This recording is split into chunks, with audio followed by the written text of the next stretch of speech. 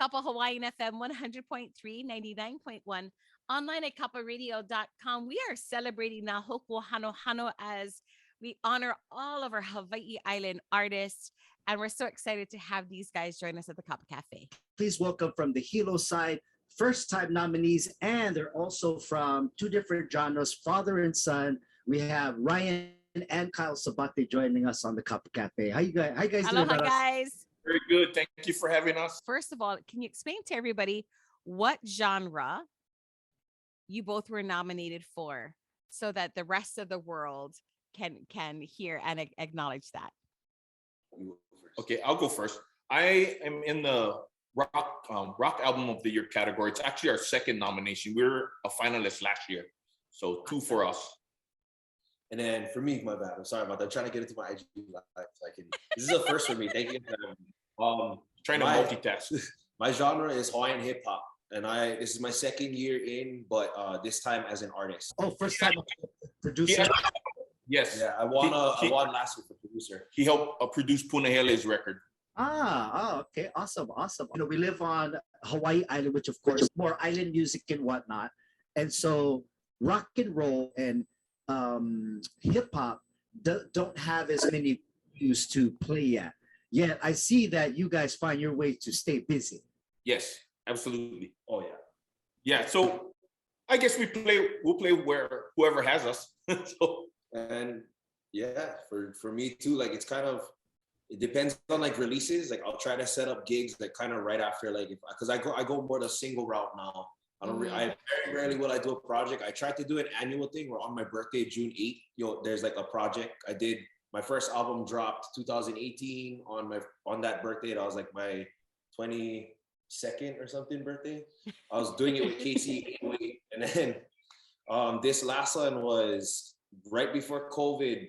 That birthday. This one is like 2 years after, like 2020. Yeah. So where does this genre, how were you inspired? Like, was that something that you grew up with, or is that just something you took to?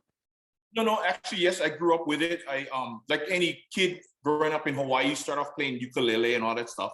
But as a sophomore in high school, I'm not gonna date myself. So, but anyway, what happened was there was an MTV actually used to play music before, right? So yeah, 40 years of music, 40 years of MTV, 14 years of playing music. No, but anyway, I was watching TV one day, and then I saw, and believe it or not, Ozzy Osbourne concert on TV. And then I was like, that's what I want to do. So I am going to date myself. Back in 1984, I was a sophomore in high school. So that's when I actually picked up the electric guitar. And then from high school, it's something I always wanted to do. And then I went into the military, I went into the Air Force.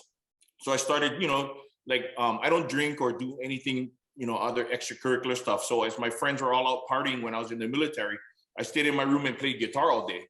So eventually I started making my way into bands. And then I ended up in Utah, my last duty station. So after I got out of the military, I ended up playing in bands up there. So that's where I kind of cut my teeth, I guess. And then I guess in 91, my mom got sick, so I had to move home. And then I started trying to do bands here. And then from then on, that's where this was my passion, playing rock music and stuff. Trying to picture an Aussie-inspired Ryan at that age, 84. Is there a spiked mullet? Oh my God! Long hair. I can actually share a picture with you. Hold on one second. I dressed up as it for Halloween. He dressed up as me for Halloween one time. So check this out. I don't know if you guys can see that. Check that out. Dude. That's me back in 1991, 92-ish. Yeah, so that was me back then. You know what that looks like? If Henry Kapono was in White Snake. Yeah. That's perfect. Dude, that's on point, dude. And actually, Whitesnake is one of my all-time favorite bands, dude. So that is so classic. I'm gonna run with that at our shows now. Henry Capone doing Whitesnake. That's classic. You guys familiar with like the promo packs and stuff? I would actually go to all the bars and stuff and give CDs and flyers and all that stuff. And we'd actually even do audition gigs. So, for free. But actually, so what happened was we started making our name in Kona first before we actually in Hilo. So then when Hilo side started finding out that we were making noise in Kona, then it started picking up over here. So we're kind of regulars on the bar circuit here. So there's something consistency, I guess. My idea of success is being able to play for a long period of time, yet consistent. So I used to be like in a punk band called Punk 45, and we won like the whole Battle of the Bands like 2 years in a row. And then when KYBC was up, when Damien was running it, we won that one contest where he was offering out studio time, and that was my first introduction to a studio and Logic and like and working on a DAW space, because I never knew what that was before. Like I had ideas, my dad did it on a tape recorder, but yeah, like I have punk influence. I have a very heavy rock influence too as well. Like dad would always make my MP3 players to listen to at school, and he'd be his music. A lot of Whitesnake, a lot of like Pat Benatar, Robert Palmer. He was actually in the band before Average Joe's called The Project at 14 years old. So I had to actually fill out a lot of minor apps for him to play in the bars. Everybody would think, bad parent because he's playing in the bars at 14 years old. I loved it. I learned being in a bar at a young age, and that's how I got an appreciation for the staff too. I know, shout out to a local and on the Kona side and all around the world, because you know what, running a bar is not easy. Like there's always characters in the bar, and then as a young kid, like some people don't even register that I'm a kid and in there, because like it's kind of like that. And there's moments like in Kona where people are being rude to me, but I kind of just gotta hold my composure because I'm there for the music, right? Yeah, so that's kind of, but you know what, I use that to our advantage, because it was actually kind of a not sideshow, so to speak, but 14-year-old kid, hanging with the older guys, and so it actually worked to our advantage, because people would come to see this young kid playing in a bar band. I'd be the bad parent because what kind of dad brings his son in the bar, But it's like, I get but I get to be the proud dad with, not many dads get to play side by side with their sons. That's for me. That's when we got the nominations out, and he was like, "Man, there's choke people." Like a nice group of people on Hawaii Island, and that's the first thing that we always recognize. And then he told me about this father-son thing, and you guys were in two different genres. I was a little blown away, like, wait, huh? What? So I guess, what does that feel like? I mean, music apparently is definitely something that your family enjoys. How does it feel to both be nominated in the same year in different categories? What does that feel like? it's amazing. For me, at this point, I don't even care if we win.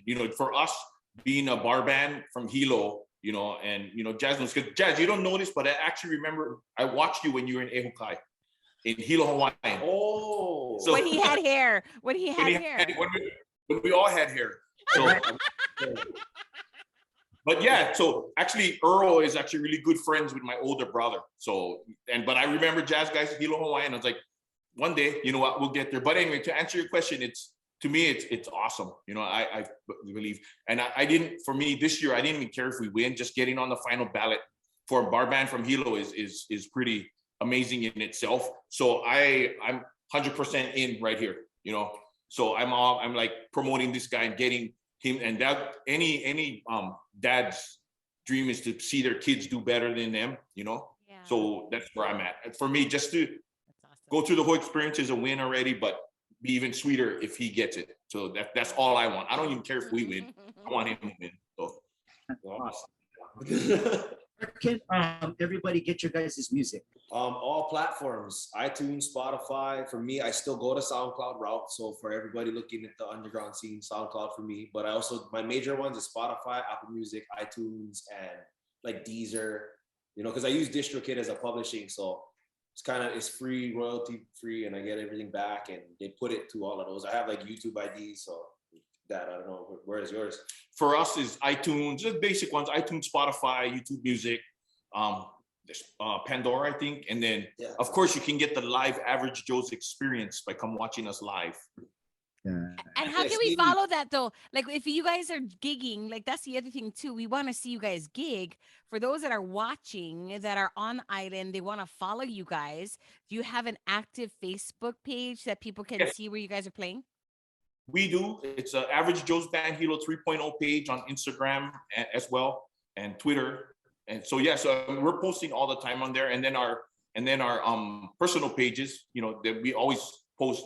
Some say over promote, but for me, I always say better to cast 1,000 times and catch one than not cast at all and starve.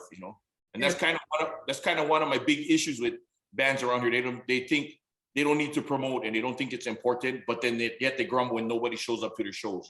Both truly appreciate bands and artists that put in the grind, and I appreciate that. That's a lot of times where we want to bring bands on, even if they don't necessarily we're not a rock station, but you guys are grinding. The Hoku Awards is a Hawaiian awards, and you need to be for your grinds. So keep posting, man. Keep doing that. That's how I know about you guys was from your posts. Yeah, and you know what makes me even more proud is because I am a local guy, so to speak. I almost feel like we're kind of the outsiders in the circuit that we play in. If you know what I mean, like we're trying to be politically correct, and we do well. No hating on them though. We do well, and that's one thing that we can hold our heads high about with the venues we play at. It's kind of a outsider type thing, but I think that's something we can bring fans in and keep them and actually grow our fan base by doing what we do and being local on top of that. That's where I hold my head high. Awesome. Yeah, social media outlets, Kyle _STRNGZ_TIP is my Instagram. You guys can find all of my next shows, gigs, and everything that I'm trying to promote for my craft up on there. And I hope I can see you guys at a show one of these days. Hopefully I get to open up the Blaisdell for Bruno. I'm gonna just put this in the universe now. Hey, I was so giddy. Our last Willie's Hot Chicken, I ran into Jaz. I was like a little kid. Jaz, oh my God, the legend.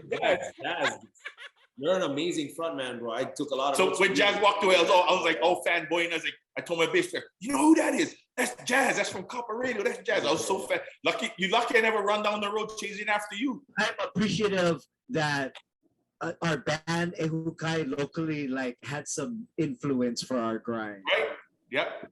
You guys are blowing it up back then, but no, I'm so in awe. Like when I saw you at Willie's, sorry, I never mean to be so fanboy, but I was like, all right, that's Jaz. Okay. You're a legend. I go, yeah, so is Bigfoot. Hey, Jazzy, real quick before you guys hell it or whatever, I want to say mahalo nui to you because way back in 2000, maybe 17, I had this band with Bryson Jelf and my friend Sean Parks. We were called Lion Isle. And you played my first song on the radio as that group. It was called Drifted. And who else was in the band? Me, Bryson Jelf from Positive Motion, and then my friend Sean Parks, he's actually in the Hokus too. I think he's part of a group who plays slacky guitar. Sean Parks performs it right on. Yeah, glad I could do that, man. No, you guys, both you guys do so much for the music community, and we really appreciate it. And just like we were chatting earlier, Jazz said, I don't care if my music don't get on the radio. Just having this alone will open up a lot more doors for us and get us seen. And people, outside of our genre will get to see, us. So we're totally grateful and appreciate you guys for doing that. Oh, thank you guys. Thank you. The main thing for us, and I guess when we do these wonderful interviews, is to know that we continue to support each other. And like Jaz was saying, and you were saying that although this is some of the music we can't play on Kapa, we play it on our Hawaii Island homegrown, we are still, like you said, supporting each other. We are all from Hawaii Island. We all love music. Gentlemen, it's been a pleasure. And good luck at this year's Na Hoku Hanohano Awards. Thank you so much.